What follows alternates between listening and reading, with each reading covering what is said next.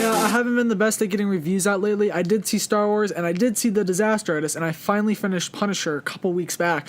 But I'm going to try and get those reviews out within the next 2 days. And so today I'm going to talk about The Disaster Artist. This is a movie I've been waiting for like 2 years now. I remember when it was like slated to come back out in like 2016, and then they're like, nah, we're going to push it to 2017. So that's how long I've been waiting.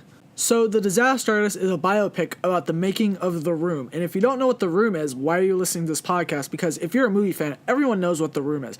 The Room is basically the worst movie of all time. It's the Citizen Kane of bad movies. And so this guy, Tommy Wiseau, got a group of people together and he wrote this script and he thought it was the best thing in the world, and they made it, and it was the worst movie ever. It's horrible. I've literally probably seen less than 10 minutes of it, and it's the worst thing I've ever seen. It's just so unbearable to watch. And so a couple years ago, there was a book that came out called The Disaster Artist, and it was about the making of The Room and how Tommy and everyone else was dealing with the fact about how the movie was bad and how this movie got made and what went into making it. And so this guy, Greg Sestero, who was in the movie, wrote a book about it, and so James Franco decided, hey, might as well make a movie out of this because it's a story that's worth to be told, and it really is. This movie, The Disaster Artist, is just great.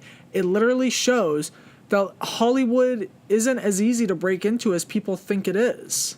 That's why I think, La La Land, I didn't really care for La La Land because I'm from Los Angeles. Both my parents worked in film and television. They tell me stories all the time because I want to be an actor. I want to be a director and stuff. And so they tell me, well, all those movies are fake. Those aren't real movies because in La La Land, Emma Stone just goes to Los Angeles and somehow she's in the film and television thing. I mean, obviously there's the downside. She's like working at like the Starbucks on like Warner Brothers lot or whatever.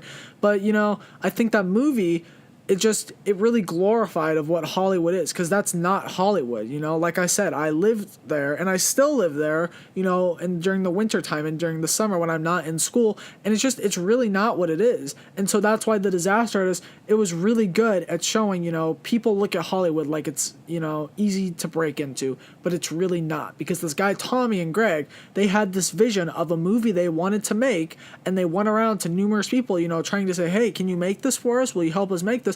And they said no. And so they did it themselves, and it was just a complete train wreck. And this kind of goes to one of the downsides about the movie I have, but I'll get to that in a second.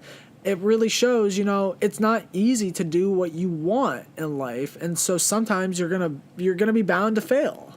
So there were two things about this movie that really bothered me, and everything else I loved, but these two things bother me. And the first one was that in the movie, we get to see how Tommy acts when they're making the movie. It's very bizarre, and you look at the movie and you think, wow, a guy can really act like that, and he really does. And so there's the most famous scene from The Room where Tommy comes onto the rooftop and he says, I did not hit her, it's not true, it's BS, I did not hit her, I did not, oh, hi, Mark. And so in the movie, you see that it takes Tommy so many times to say the simplest phrase ever. It took like 62 tries or something. And so one of the things I read that was in the book that they did in real life was that Tommy forgot it so many times that they would hold up cue cards and he would still mess it up. Like they would be behind the camera and they would be holding up these giant cue cards with the lines on them, and he would still forget it. And another thing that kind of plays into that was sometimes he has this very thick accent. It's like an Eastern European. And so sometimes when he was recording his lines for the movie, when he actually remembered them, you couldn't understand what he was saying. And so instead of the people just wanting to go back and record it because he was so difficult to deal with, what they did was they had him go into like a recording booth and he redid those lines and they dubbed them over the movie, but they didn't match up. And those two things they didn't do in the movie. That was just one of the things that bothered me, but it's two things in one. And so they didn't do that in the movie. And so I think it really would have been funny to see that. They could have like done a bunch of jokes about how kind of stupid Tommy was. And the second thing that bothered me, I mean, it's not the biggest complaint, but the second thing that bothered me was that when they finally finish the movie and they're having the giant premiere for it, it's horrible. Everyone hates it that's in the audience. And so Tommy leaves the theater and he's crying and he's sad and he's like, I put so much time and effort into this and it's horrible. And so they made it seem like it was a tragedy. Like this movie was the worst thing that had ever happened in the history of movies. But really, if you step back and you think about it, you kind of see, well, it's not really that big of a deal. And this was something my parents pointed out, was that, down the street, there was probably another movie showing that was just as bad as that, and someone else was hurting. And so in this movie, they made it seem like, it was the worst thing of all time. It really is horrible, when if you look at it with that business, it's really not horrible, because hundreds and hundreds of horrible movies are getting made every year, you know? And so just because this one movie didn't do so well, they don't really need to make it like seem like it's the worst thing in the world.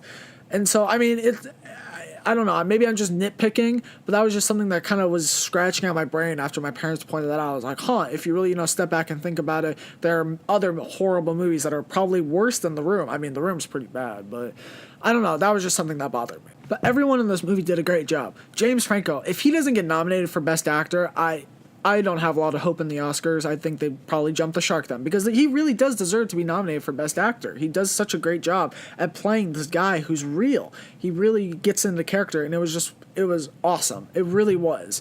And everyone else does a great job. Seth Rogen is great. He's not in it as much as I thought he was going to be.